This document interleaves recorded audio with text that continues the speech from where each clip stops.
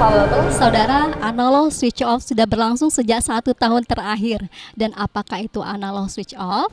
Dan bagaimana implementasinya di Kepulauan Bangka Belitung? Telah hadir di Hotel Santika Bangka, narasumber kita yang pertama Bapak Imam Ghazali, Ketua Komisi Penyiaran Indonesia Daerah KPID Kepulauan Bangka Belitung. Kemudian Rudianto Chen, anggota Komisi 1 DPR RI bidang Pertahanan, Luar Negeri, Komunikasi, dan Informatika. Apa kabar Bapak-Bapak? Luar biasa hari ini. Baik, sehat ya. Baik, Selamat datang Pak dan bergabung bersama kita di Sapa Bubble Kompas TV Bangka. Siap. Terima kasih Kompas TV dan seluruh pemirsa semua. Terima kasih. Terima kasih ya.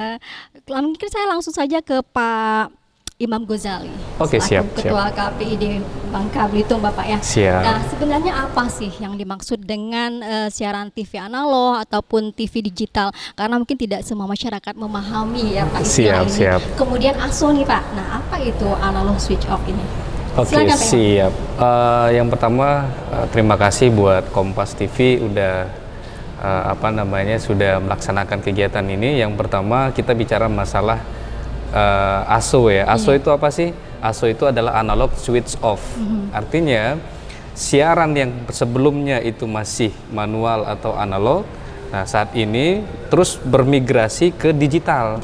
Nah, artinya proses analog ke digital ini kan butuh waktu dan proses yang cukup panjang untuk dan saat ini kita tidak bisa berdiri sendiri nih, Mbak. Jadi kita harus bersinergi, salah satunya adalah dengan Bapak Insinyur Rudianto Chen yang juga merupakan anggota Komisi 1 DPR RI yang memang menaungi berkenaan dengan dunia penyiaran yang ada di Indonesia. Dan kali ini beliau sebagai dapilnya Bangka Belitung nih gitu. Jadi artinya Komisi Penyiaran Indonesia Daerah Kepulauan Bangka Belitung, kita bicara masalah proses migrasi analog ke digital ini harus bersinergi ke semua pihak begitu, termasuk pemerintah, termasuk Kominfo ya kan, termasuk juga dari legislator begitu. Nah itu seperti itu. Ya, jadi seperti yang dijelaskan tadi, mungkin secara umum masyarakat nih Pak memahaminya apa sih sebenarnya?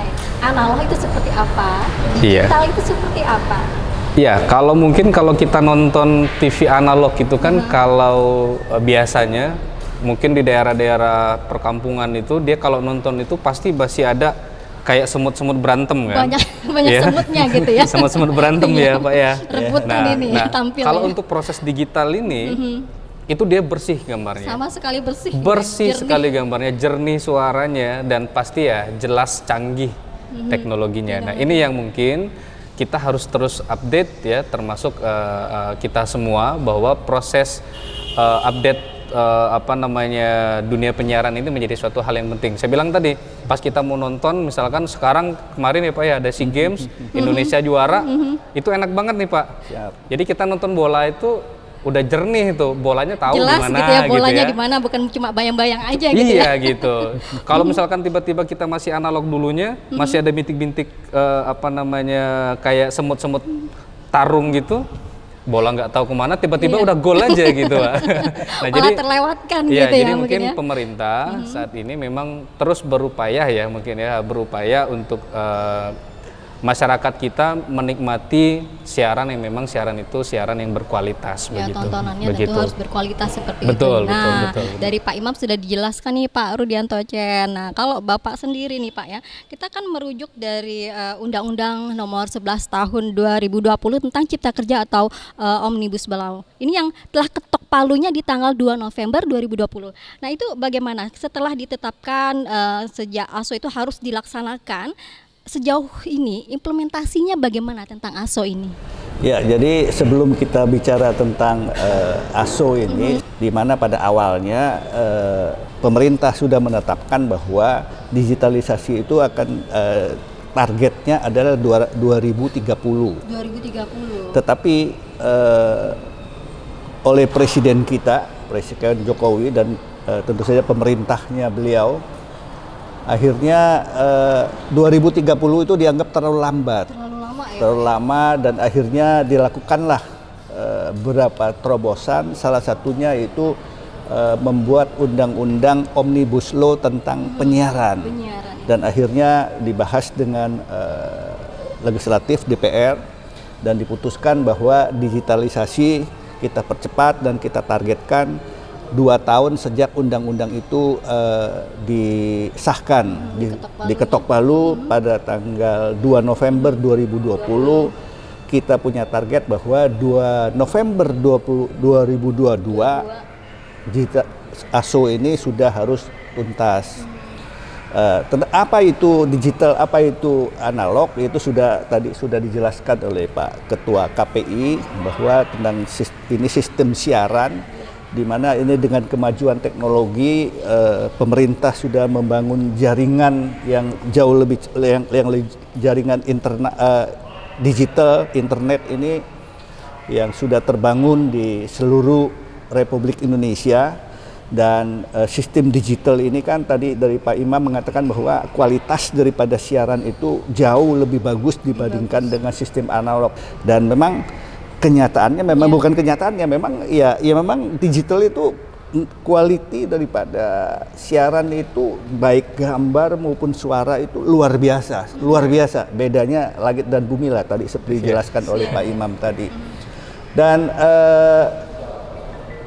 ya itu yang sekarang kita bisa nikmati. Memang saya melihat bahwa di lapangan itu banyak kendala, ya banyak kendala, dan sampai hari ini yang kita katakan 2 November 2020 itu sudah harus tuntas, tapi kenyataannya sampai hari ini masih banyak daerah, mungkin termasuk Bangka Belitung ini, masih belum tuntas.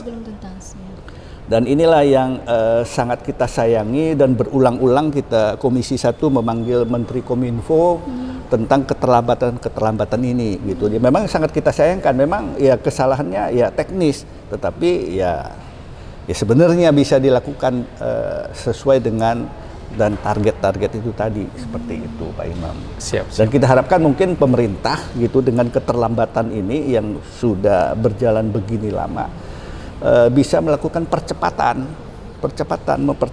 untuk menyelesaikan ASO ini supaya seluruh masyarakat bisa menikmati siaran itu dengan sebaik-baiknya, dengan baiklah gitu, supaya kita sesama anak bangsa semua mempunyai menikmati kualitas siaran yang sama gitu, seperti itu. Tentunya seperti itu yang kita harapkan, Pak ya, kualitas yang lebih baik gitu ya.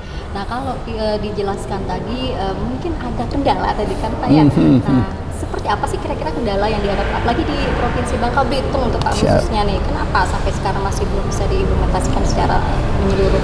Jadi sebenarnya itu masalah itu kan tentang set top box.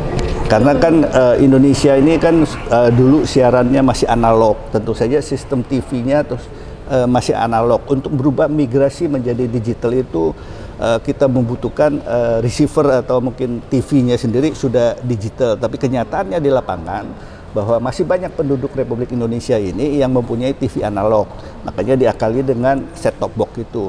Set-top box ini sebenarnya dari awal Komisi 1 itu sudah wanti-wanti kepada pemerintah bahwa perkiraan kita mungkin 50% atau 60% rakyat kita ini masih menggunakan, kan terutama di daerah-daerah ya, masih menggunakan TV-TV yang masih analog itu tadi.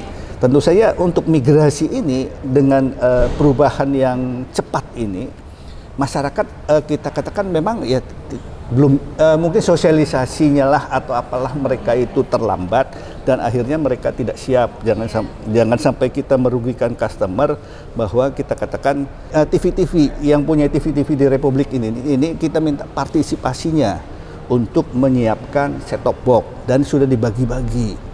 Misalnya TV A berapa set-top box yang mereka harus sebarkan, TV B berapa, TV C berapa.